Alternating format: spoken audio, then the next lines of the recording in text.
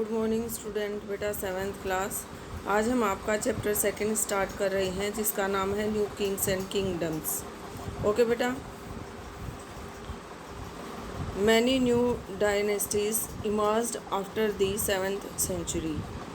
बहुत सारे नए जो डायनेस्टीज़ हैं उनका उदय हुआ 7th सेंचुरी में, 7वीं शताब्दी में। ये मैप दिखाया गया है, ये शो करेगा आपको कौन कौन सी डायनेस्टीज़ हैं।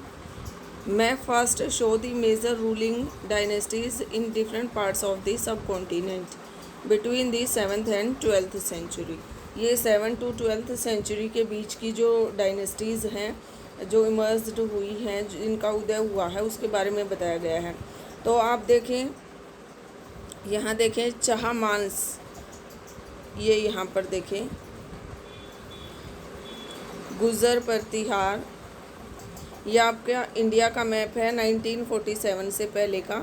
तो 1947 से पहले का जो मैप था आपका वो इस तरह से था, ये आप देख सकते हैं, क्योंकि तब पार्टीशन भी नहीं हुआ था भारत पाकिस्तान का, तो उससे पहले का है। ये जम्मू कश्मीर का है, देखें यहाँ पर देखें आर्ट्स ऑफ मुल्तान दिखाया गया है, आर्ट्स ऑफ मंसूर दिखाया गया है।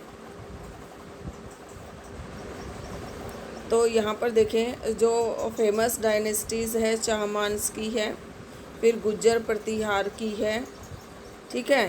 फिर यहाँ पर देखें चंदेल्स दिखाई गई हैं, परमार्स दिखाए गए हैं। अभी रिसेंटली में ये जो हिस्सा है आपका, ये आपका देखें राजस्थान का और कुछ हिस्सा गुजरात का, और यहाँ देखें आपके बिहार और जो उत्तर प्रदेश का हिस्सा है, और दिल्ली हरियाणा का जो हिस्सा है, और थोड़ा सा हिस्सा आपका मध्य प्रदेश का। ये सारा जो हिस्सा आया हुआ है वो इन डायनेस्टीज़ में बटा हुआ है। तो यहाँ का जो सबसे ज़्यादा फेमस है वो कौन से हैं? चाहमान्स, ठीक है। और ये अलग अलग हिस्सों में डिवाइड है। देखें यहाँ पर जो चाहमान्स हैं, गुज्जर प्रतिहार हैं, चंदेल्स हैं, परमार्स हैं, वो उनके कब्ज़े में जो है इतना हिस्सा है, यहाँ पर उदय हुआ है इनका। और नेक्स्ट देखें, अब नीचे आ जाएं, जैसे महाराष्ट्र का जो हिस्सा है ये, और महाराष्ट्र के बाद कर्नाटक का जो हिस्सा है, यहाँ तक देखें राष्ट्रकूट जो है, राष्ट्रकूट का यहाँ पर ये राष्ट्रकूट डायनेस्टी जो है उनका यहाँ पर रूलिंग है, ठीक है। यहाँ पर उनका साम्राज्य था। फिर नीचे आ जाएं, ये हम आ रहे हैं साउथ की साइड। तो यहाँ देखा आपने महाराष्ट्र, कर्नाटक, गोवा के अंदर जो है राष्ट्रकूट्स हैं, ठीक है। फिर नीचे आएंगे आप जितना, तो यहाँ जब आप तमिलनाडु की साइड से स्टार्ट करते हैं, बिल्कुल नीचे से साउथ की साइड में, तो सबसे पहले पांड्याज हैं। ये देखें, आपको बेटा ये बात याद रखनी है, सबसे नीचे क्या है? पांड्याज हैं। तो पांड्याज हैं, फिर यहाँ चेर्स हैं, ये चोलास हैं, पांड्या, चेर और चोलास, ठीक है। इन तीनों डायनेस्टीज़ का साम्राज्य है यहाँ पर। ये देखें तमिलनाडु की साइड ही इनका है, पांड्या का है, ठीक है। और थोड़ा सा केरल का जो हिस्सा है वहाँ पर चेर हैं, और चोलास जो आंध्र प्रदेश का जो हिस्सा है थोड़ा सा स्टार्ट हो जाता है, तो वहाँ पर जो चोलास हैं। कोई भी अदर कंट्रीज से अगर ट्रेड करने के लिए भारत में एंट्री करता है, इन सी साइड जो सिल्क रूट कहा जाता है, सिल्क रूट की साइड से अगर कोई भी समुद्र के रास्ते भारत में प्रवेश करना चाहता है, तो सबसे पहले उन्हें इन्हीं जो डायनेस्टीज़ हैं, जो ये साम्राज्य हैं, जैसे पांड्य हैं और चोल हैं, चेर हैं, इस साइड से आएंगे तब भी। तो यहाँ पर जब आप एंट्री कर रहे हो तो सबसे पहले आपको भारत में जब आप दाखिल होते हो तो इनसे परमिशन लेना बहुत ही ज़रूरी है, ठीक है। तो आपने याद किया, जो साउथ की साइड हैं पांड्य हैं, चोल हैं, चेर्स हैं, आपको ये जो साइड्स हैं वो याद रखनी है। फिर आपको यहाँ देखें कर्नाटक, मैंने बताया महाराष्ट्र, कर्नाटक का और जो गोवा का हिस्सा है उसके अंदर आपको याद रखना है राष्ट्रकूट का जो यहाँ पर साम्राज्य है। अगर आपको यहाँ से एंट्री करनी है समुद्र के रास्ते भारत में ट्रेड करने के लिए, तो यहाँ आपको इनसे परमिशन लेनी पड़ेगी, ठीक है। फिर यहाँ देखें इस साइड में कलिंगा है, कलिंगा जो है उड़ीसा की साइड में देखें, ठीक है। तो यहाँ पर कलिंगा साम्राज्य है और ये यहाँ तक फैला हुआ है, इसका जो साम्राज्य है वो यहाँ तक है कलिंगा का, ठीक है बेटा। फिर आप ऊपर की साइड जाएंगे, देखें तब तक क्योंकि पार्टीशन नहीं हुआ था तो बांग्लादेश नहीं बना था, तो यहाँ तक भारत का जो हिस्सा है वो दिखाया गया है। तो यहाँ पर जो पाल्स हैं उनका साम्राज्य है, देखिए यहाँ पर ये पंढरपुर है, ये यहाँ पर ये कामरूपा है, ठीक है। तो ये पूर्व की साइड के हिस्से हैं हमारे, ये आप देख सकते हैं, ये आपकी ब्रह्मपुत्र रिवर है, ठीक है। तो इस तरह से आप देख सकते हैं कि आपकी जो डिफरेंट डायनेस्टीज़ हैं जो जिनका प्रादुर्भाव हुआ, जिनका उदय हुआ 7th century to 12th century, ठीक है। तो बेटा ये मैप आपने जो है अपनी नोटबुक में पेस्ट करना है, फिल करके इंडिया का मैप लेके, और उसके अंदर आपको ये डायनेस्टीज़ शो करनी है डिफरेंट टाइप के कलर यूज़ करके। तो आप जैसे चोल हैं, चेर हैं, पांड्यास हैं, इनके लिए अलग वाला यूज़ करेंगे, और यहाँ पर जो राष्ट्रकूट्स हैं इनके लिए अलग से कलर यूज़ करेंगे, बाउंड्री अलग कलर से दिखाएंगे ताकि स्पष्ट रूप से हमें पता लग जाए कि कौन सी जो डायनेस्टीज़ हैं वो कौन सी है और किसके अंडर में है, ठीक है बेटा। नेक्स्ट है हमारा the emergence of new dynasties. तो देखें बाय दी 7th सेंचुरी, क्योंकि अभी हम 7th सेंचुरी की बात कर रहे हैं, by the 7th century there were big landlords और warriors chief in different regions of the subcontinent, ठीक है। 7वीं शताब्दी के अंदर बहुत सारे जो बड़े बड़े लैंडलॉर्ड्स हैं, ज़मींदार साहूकार वगैरह होते हैं, और उनके जो चीफ्स होते हैं वो डिफरेंट जो सब कॉन्टिनेंट है, मीन्स इंडिया का जो हिस्सा है उसके ऊपर अपना अपना राज करते थे। Existing kings often acknowledge them as their subordinates और सामंतास, जो किंग की सहायता करने के साम्राज्य को फैलाने में और उनके साम्राज्य की देखभाल करने में उनकी सहायता करते थे, उनको सामंत कहा जाता था। क्या कहा जाता था? सामंत कहा जाता था, ठीक है बेटा। तो यहाँ पर आपका क्वेश्चन बन रहा है कि हु वाज सामंता, ठीक है। They were expected to bring gifts for their king और ओवरलॉर्ड्स। तो जो आपके सामंत हैं इनसे ये एक्सेप्ट किया जाता था कि जब ये अपने किंग से मिलने जाएंगे, ठीक है, या अपने से बड़े जो उनके ज़मींदार हैं उनसे मिलने जाएंगे तो ये गिफ्ट लेके जाएंगे साथ में। गिफ्ट क्या होता है? उपहार, ठीक है। Be present at there courts and provide them with military support. ये क्या करते थे? इनको गिफ्ट देते थे और इनको कोर्ट्स उपलब्ध कराते थे, और जब युद्ध होता था तो इनको मिलिट्री जो है सपोर्ट देते थे, सैनिक सपोर्ट देते थे, सहायता करते थे, उनकी सपोर्ट करना, सहायता करना सेना का। क्योंकि जो राजा है वो इतनी बड़ी सेना नहीं रख सकता था, तो वो क्या करता था, सामंत के पास ही अपनी सेना को रखता था, और इन सामंत को जो ज़मीन है वो लौट कर दी जाती थी जिसे ये कर उगाते थे, और इनकी जो सेना, राजा की जो सेना है उसका ये देखभाल करते थे, और जब युद्ध वगैरह होता था तो उनको मिलिट्री सपोर्ट प्रदान करते थे। ए सामंतास gain power and wealth.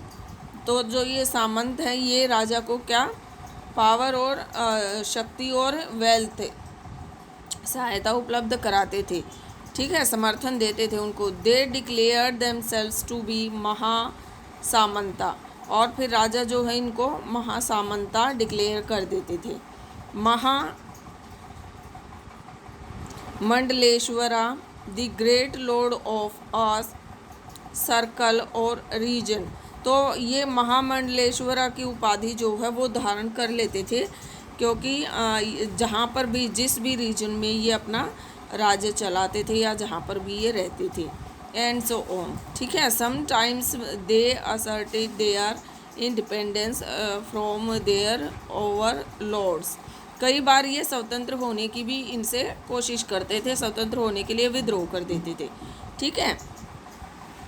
And next देखें, so one such instance way that of the Rashtrakuta in the Deccan.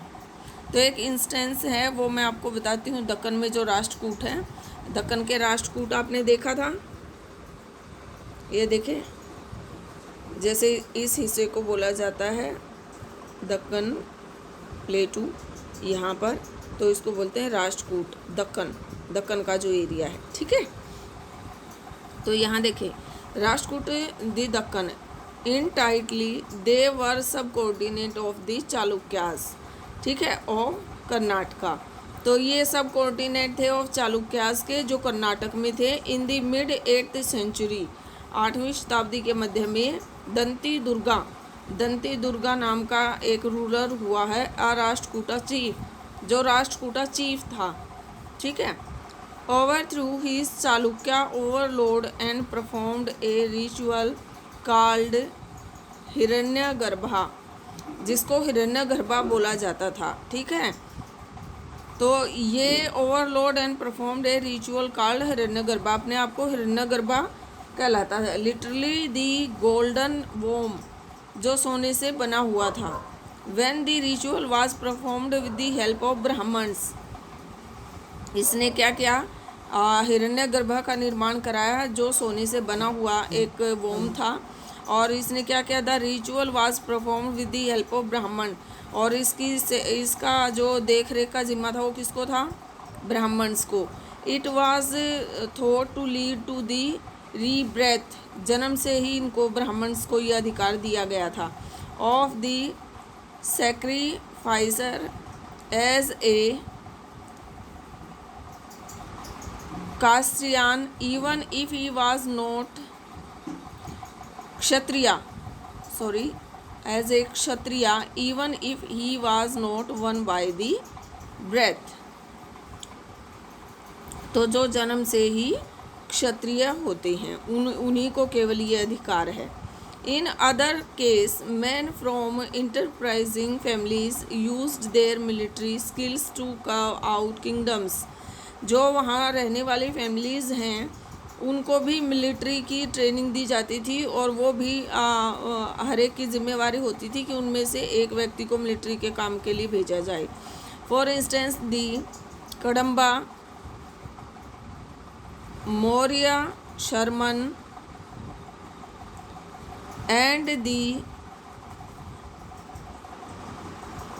गुजरा, Pratihara, Harichandra were Brahmans who gave up their traditional profession, उन्होंने अपना जो ट्रेडिशनल प्रोफेशन है वो अपनाया। And took up arms successfully, और उन्होंने इसको बहुत ही सक्सेसफुल तरीके से इस्टेब्लिश किया। Kingdoms in Karnataka and Rajasthan में और कर्नाटक में रिस्पेक्टिवली, ठीक है, आदर पूर्वक, इनको बहुत आदर दिया जाता था।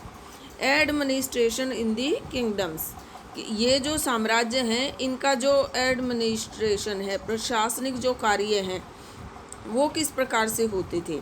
Many of these new kings adopted high sounding titles such as maharaja, adhiraja, जो बहुत सारे किंग्स हैं उन्होंने नई नई उपाधियां धारण कर ली थी महाराजा अधिराज की, जैसे great king, Overlord of Kings, राजाओं के राजा, त्रिभुवन चक्रवर्ती, ठीक है, लॉर्ड ऑफ थ्री वर्ड्स, तीनों जो विश्व के जो अधिपति हैं, एंड सो ऑन, और भी बहुत सारी उपाधियां जो हैं इन्होंने धारण की, ठीक है। तो however in spite of such claims, तो बेटा आज हमने किया आपका सेकंड बुक का जो हिस्ट्री की बुक का second chapter new kings and kingdoms, और मैंने आपको मैप के थ्रू बताया जो नई नई डायनेस्टीज़ हैं जो उनका उदय हुआ है उसके बारे में, और पेज नंबर आपका 16 to 17, ठीक है बेटा। तो मेरे साथ बने रहें, इससे आगे का जो है वो मैं कल कराऊंगी आपको। Okay, thank you, have a nice.